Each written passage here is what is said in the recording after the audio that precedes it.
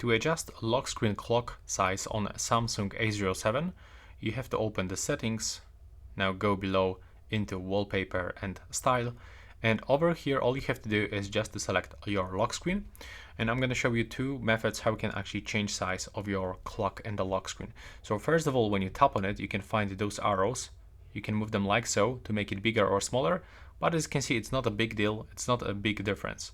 But when you expand and click on the style and choose, for example, this clock style, as you can see now it's much bigger. And when you go here, we can even find this clock style. And additionally, you can also change the font, maybe not for this one, but when we go for this one, we can do that. We can change font style, which will also change its size a little bit. Maybe not that much, but a little bit. And here for some fonts, we can also change the thickness of the font. So this is actually the easy way to change it. You have to click down if you want to apply those changes.